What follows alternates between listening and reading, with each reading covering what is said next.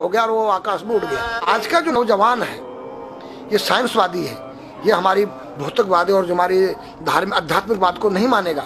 इसको तुम साइंस के द्वारा अध्यात्मवाद को मनवाएगा तो मानेगा। जैसे मैं सूर्य को जल देख करके मैं हर बीमारी का इलाज कर देता हूँ। बताओ कैसे? कैसे बाबा?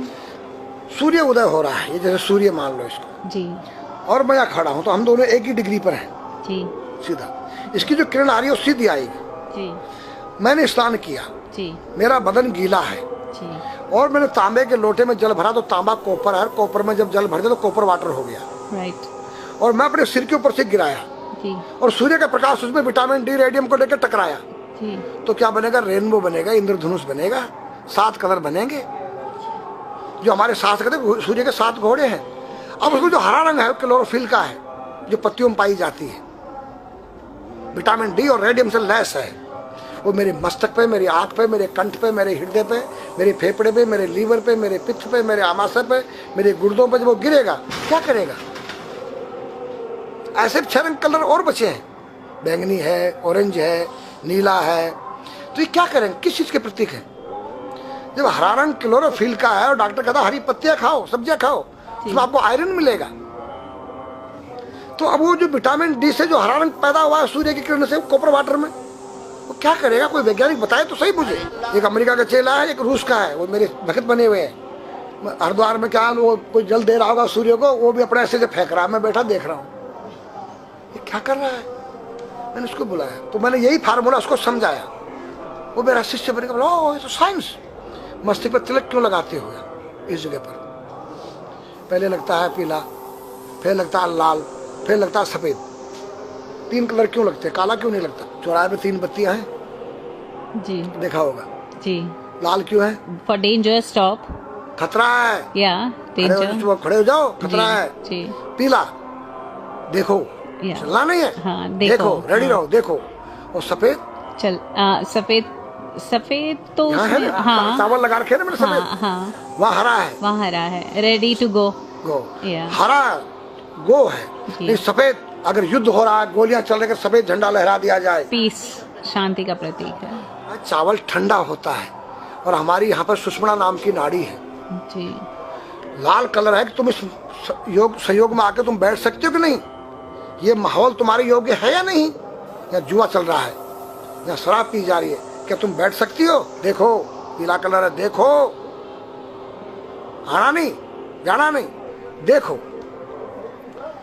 ओ खतरा है या ठीक नहीं है, चलो।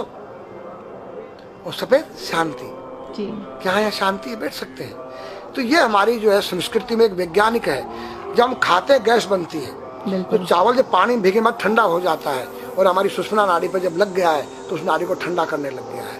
उस नाड़ी से कोई गर्म गैस को ऊपर चढ़ने नहीं देगा। और हमारे सिर ब्रह्मांड में, हमारे सिर के अंदर कोई ऐसी वायु गैस जाकर तुम्हारे सिर को परेशान नहीं कर सकता है। तो मेरे पास जितने हमारे शास्त्र पुराण ग्रंथ हैं ये साइंस है। मैं साइंस के द्वारा इन वैज्ञानिकों को समझा सकता हूँ और रगड़ा सकता हूँ। कहा जाता है कि नागा बाबा जो हैं वो कुंभ मेले के बाद विलुप्त हो जाते हैं, ऐसा कुछ है क्या? ऐसा नहीं है। जैसे हम गंगोत्री धाम हिमालय में रहते हैं, जी, वहाँ मुझे हिमालय पसंद आया, जी। क्यों? कि तुम गर्मी से बचने के लिए तुम्हारे रूम में एसी लगी है, जी। ठंडा पानी पीने के लिए तुम्हारे पास कृत्रिम जो है फ्रिज लगा है, जी। हवा लेने के लिए तुम्हारे को पंखे या कूलर जो है कृत्रिम लगे हैं। लेकिन भोलेनाथ बाबा ने मेरे लिए नेचुरल एसी लगा रखी है और नेचुरल फ्रिज लगाया है, नेचुरल पंखे लगे हैं। तो मैंने सब कुछ त्याग दिया। छाती में तो मैं कुछ लेके नहीं जा सकता हूँ, चाहे मेरे पास अरबों खरबों रुपया, जी। खाऊंगा मैं उतना ही जितनी मेरी पेट के अंदर भूख है। पढ़ना लिखना ये तो सहज चातुरी, काम धैन मन बस करन गगन चढ़न मुश्किल। काम धैन मतलब अपने वीर्य को कंट्रोल करना, अपने मन को कंट्रोल करना और अपने प्राण को ब्रह्मांड में यहाँ ले जाना। ये खोपड़ी क्या है? ब्रह्मांड है। उसको कहते हैं समाधि। सारे शरीर के प्राणों इकट्ठा करके इस ब्रह्मांड में मस्तिष्क में ले जाके बैठ जाना, जिसको ब्रह्मरंध्र कहते हैं, उस गुफा के अंदर। ये 3 वस्तु मुश्किल है, बाकी सब आसान है। अपरिग्रह मतलब उतना रखो जितना तुम्हें आवश्यकता है, अधिक मत रखो। अब तुम अष्टांग योग जो है पतंजलि लगा रहे हो और व्यापार बिजनेस चालू है, मेरी दूध को ले लो, टूथपेस्ट ले लो, अब मेरा आयुर्वेदिक अंडरवियर आ गया है, मैंने बोला वो कैसा है कि मैंने गंगा जल में जड़ी बूटे के रस में धागे भिगोए थे तब बनाया था। और मेरा दावा है कोई कितना योग कर ले कोई स्वस्थ नहीं रह सकता है, क्यों? खान पीन तुम्हारा केमिकल, वायु में तुम्हारा केमिकल, पानी में तुम्हारा केमिकल। अब जो तुम आरओ का पानी नहीं पी रहे हो उसके पानी के गुण ही नष्ट हो गए सब। उत्तर को सिर करके सोना क्यों मना किया है साइंस ने? हमारे शास्त्र मना करते हैं। हम उत्तर को सिर करके सोएंगे, दक्षिण को पैर करके। हम जब उठेंगे तो हमारी दृष्टि कहाँ? दक्षिण की तरफ जाती है। दक्षिण में यम का वास होता है। और जब दक्षिण को सिर करके सोएंगे तो हमारा मुंह उत्तर को जाएगा। उत्तर हिमालय है, भगवान शिव का कैलाश है। साइंस कहता है कि पृथ्वी के उत्तर ध्रुव दक्षिण ध्रुव है। पृथ्वी कैसी है पता है? तेरा सिर, सेम तेरा चेहरा 23.5 डिग्री के अंश पर है। ये थोड़ी सी चुटिया नाप लेना अपनी प्रकार लेकर के। तुम भी नाप लेना, तुम भी नाप लेना, मैं भी नाप लूँ चाहे। ये थोड़ी सी चुटिया 90 पर नहीं है, ऐसे तिरछी झुकी हुई है। ये चुटिया ये थोड़ी है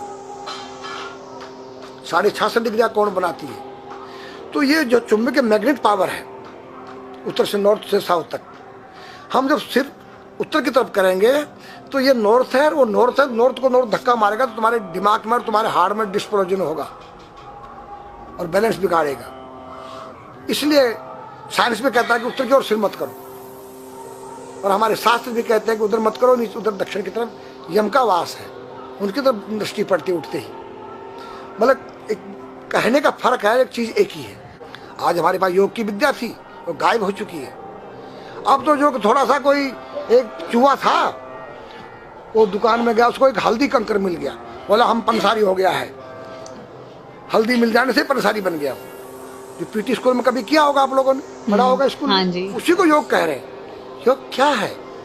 भगवान कृष्ण के पास था, उज्जैन गए थे संदीपनी ऋषि के पास सीखने के लिए। एक ही समय में 16,808 राणियों के साथ बात कर रहे हैं अलग अलग रूप में। योग से अनेक रूप बन सकते हैं। योग हनुमान जी के पास था। जब लंका में घुसे हैं तो मच्छर का रूप बनाया उन्होंने, मत्स्य के समान रूप धर कपि, मच्छर के समान। जब सीता के पास गए छोटे से बनकर तो पूछा क्या तेरे जैसे ही है सब? कि हाँ। फिर तो श्रीलंका पे विजय पाना असंभव है। तो हनुमान ने पहाड़ का जैसा रूप दिखाया, हिमालय जैसा।